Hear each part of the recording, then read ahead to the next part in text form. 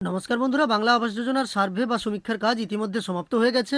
কেবলমাত্র উপনির্বাচনের কারণে যে জেলাগুলিতে সমীক্ষার কাজ বন্ধ ছিল সেই সব জেলাগুলিতে সুপার চেকিংয়ের কাজ চলছে। তবে অন্যান্য জেলার ক্ষেত্রে লিস্ট প্রকাশিত হয়ে গেছে এবং বাকি থাকা জেলাগুলির মধ্যে পশ্চিম মেদিনীপুরের লিস্ট আমি আপনাদের এর আগের ভিডিওতে দেখিয়েছি, তা কিন্তু প্রকাশিত হয়ে গেছে। সেই সঙ্গে আপনারা জানেন আগামী 15ই ডিসেম্বর থেকে 31শে ডিসেম্বরের মধ্যে আবাস যোজনায় উপভোক্তাদের ব্যাংক অ্যাকাউন্টে টাকা ঢুকতে শুরু করবে। তবে সেক্ষেত্রে এবার কিন্তু রাজ্য সরকার বিশেষ সুরক্ষা বলয়ের ব্যবস্থা নিচ্ছে। আপনারা জানেন গত 21শে নভেম্বর সাংবাদিকদের মুখোমুখি হয়ে মাননীয় মুখ্যমন্ত্রী মমতা বন্দ্যোপাধ্যায় ঘোষণা করেছিলেন আবাস যোজনার টাকা রাজ্য সরকারই দেবে এবং সেই টাকা 15ই ডিসেম্বর থেকে উপভোক্তাদের ব্যাংক অ্যাকাউন্টে ঢুকতে শুরু করবে এবং 31শে ডিসেম্বরের মধ্যে সমস্ত উপভোক্তার অ্যাকাউন্টে প্রথম কিস্তি 60,000 টাকা ঢুকে যাবে। এই মতো পরিস্থিতিতে ট্যাবের মতো যাতে অন্যের অ্যাকাউন্টে আবাস যোজনার টাকা না যায় সেই জন্য বিশেষ সুরক্ষা বলয়ের ব্যবস্থা নিচ্ছে রাজ্য সরকার। এই বিশেষ সুরক্ষা বলয়ের মাধ্যমে আপনাদের অনেক তথ্য বা নথি যাচাই করা হবে। কিভাবে যাচাই করা হবে, সেই সঙ্গে আপনাদের কাছে কিন্তু মেসেজ আসবে, অর্থাৎ আপনি বাংলা আবাস যোজনার বাড়ি পাচ্ছেন, আপনার ব্যাংক অ্যাকাউন্টে আবাস যোজনার টাকা ঢুকবে, তার জন্য কিন্তু আপনার কাছে মেসেজ আসবে। তাছাড়াও আপনাদের জন্য বিশেষ ক্যাম্পের আয়োজন করা হতে পারে রাজ্য সরকারের পক্ষ থেকে। আজকের এই ভিডিওর মাধ্যমে আমরা সেই সমস্ত তথ্যই দেখে নেব। তো তথ্যগুলি দেখার জন্য আপনাদের অনুরোধ করব ভিডিওটি অবশ্যই আপনারা শেষ পর্যন্ত দেখবেন।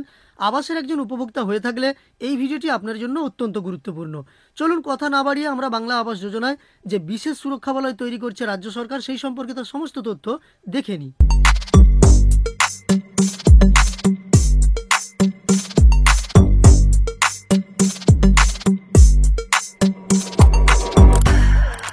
তো দেখুন, এই নিয়ে প্রকাশিত প্রতিবেদনে জানানো হয়েছে কেন্দ্রের আবাস যোজনায় ঘর পাচ্ছেন না পশ্চিমবঙ্গের বাসিন্দারা। এই অভিযোগ বহুদিনের, যা নিয়ে কেন্দ্র রাজ্য সংঘাত চরমে। কিন্তু এবার সেই তালিকায় যাতে সত্যি দুস্থ মানুষেরা বাড়ি পান এই কথাকে মাথায় রেখে এবার রাজ্য সরকারের পক্ষ থেকে গ্রহণ করা হলো ব্যবস্থা।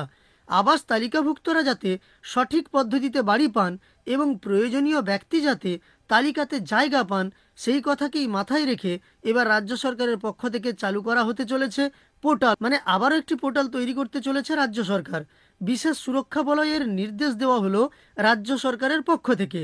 আবাসের টাকা যাতে ট্যাবের টাকার মতো গায়েব না হয় তার জন্য এবার রাজ্য সরকারের পক্ষ থেকে স্পষ্টত জানিয়ে দেওয়া হলো চিঠি দিয়ে আবাস তালিকাভুক্তদের নাম প্রকাশ করা হবে না, সমস্ত কাজ করা হবে পোর্টালের মাধ্যমে। রাজ্য সরকারের পক্ষ থেকে এই পদক্ষেপ গ্রহণ করা হলো যাতে সাইবার প্রতারণার শিকার না হতে হয় বাসিন্দাদের। এমন পদক্ষেপ গ্রহণ করা হলো পঞ্চায়েত এবং গ্রামোন্নয়ন দপ্তরের পক্ষ থেকে। জানানো হয়েছে জেলায় জেলায় রাজ্য সরকারের এসওপির পক্ষ থেকে আগে আবাসের তালিকায় উপভোক্তার নাম নথিভুক্ত হলো কিনা তা জানানো হতো চিঠির মাধ্যমে, কিন্তু তার জেরে যাদের সত্যি আবাসে নাম থাকা উচিত তাদের নাম নথিভুক্ত হচ্ছে না, কিন্তু যারা আবাসের জন্য নাম লেখায়নি তাদের নাম নথিভুক্ত হয়ে যাচ্ছে। এই সমস্যা থেকে রেহাই পেতে এবার রাজ্য সরকারের পক্ষ থেকে আবাসের জন্য তৈরি করা হলো পোর্টাল।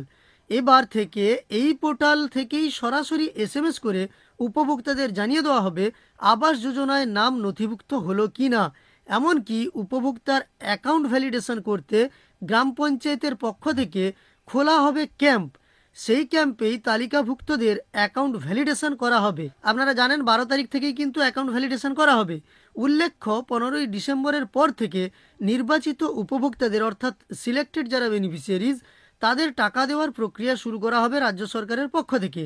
উপভোক্তার যে মোবাইলের সঙ্গে আধার সংযোগ রয়েছে সেই মোবাইল দিয়ে পোর্টালে ওটিপি মারফত এই সংযুক্তিকরণ প্রক্রিয়া হবে। সঙ্গে করতে হবে আধার নম্বর লিঙ্ক। যদি অ্যাপ দিয়ে সংযুক্তিকরণ করা হয় তাহলে বায়োমেট্রিক ব্যবস্থাও জারি করা হবে, অর্থাৎ আপনারা জানেন যাদের ওটিপির মাধ্যমে তথ্য পাওয়া যাবে না বা যাদের আধারের সঙ্গে মোবাইল নম্বর লিঙ্ক নেই তাদের ক্ষেত্রে বায়োমেট্রিক ব্যবস্থা চালু করা হবে। এই নিয়ে আগেও তথ্য প্রকাশিত হয়েছিল, আপনাদের আমি জানিয়েছিলাম। এই পদক্ষেপগুলির পরেই আবাস উপভোক্তা চূড়ান্ত তালিকায় ঠাঁই পাবে, মিলবে প্রকল্পের সুবিধা। ইতিমধ্যে জেলায় জেলায় এসওপি পাঠালো রাজ্য, অর্থাৎ আপনাদের সমস্ত লিস্ট তো রেডি হয়ে গেল। রেডি হয়ে যাওয়ার পরে আপনাদের অ্যাকাউন্ট ভ্যালিডেশন হবে 12 তারিখ থেকে। অ্যাকাউন্ট ভ্যালিডেশন যদি কারো না হয়ে থাকে বা কোনো কারণে তার অ্যাকাউন্ট ভ্যালিডেশনে সমস্যা তৈরি হয় তাহলে কিন্তু তার টাকা যেতে সমস্যা হবে। বাকিদের ক্ষেত্রে যাদের ভ্যালিডেশন হয়ে যাবে সহজেই তারা কিন্তু টাকা পেয়ে যাবেন এবং এই কারণে নতুন পোর্টালের ব্যবস্থা করতে চলেছে যাতে ট্যাবের মতো আবাস যোজনার টাকা অন্য অ্যাকাউন্টে না যায়। সে কারণে সুরক্ষিত করতেই এই ব্যবস্থা নিতে চলেছে রাজ্য সরকার। দেখা যাক পরবর্তী সময় সময় এই ধরনের আরও কিছু আপডেট এলে আপনাদের সঙ্গে তা আমি শেয়ার করব, তাই চ্যানেলের সঙ্গে আপনি অবশ্যই যুক্ত থাকবেন। এই ভিডিওটি ভালো লাগলে একটি লাইক করার সঙ্গে সঙ্গে এই চ্যানেলের সঙ্গে যুক্ত থাকতে চ্যানেলটিকে সাবস্ক্রাইব করে পাশে থাকা নোটিফিকেশন বেল আইকনটাও অল করে রাখবেন। এই ভিডিওটি শেষ পর্যন্ত দেখার জন্য অসংখ্য ধন্যবাদ।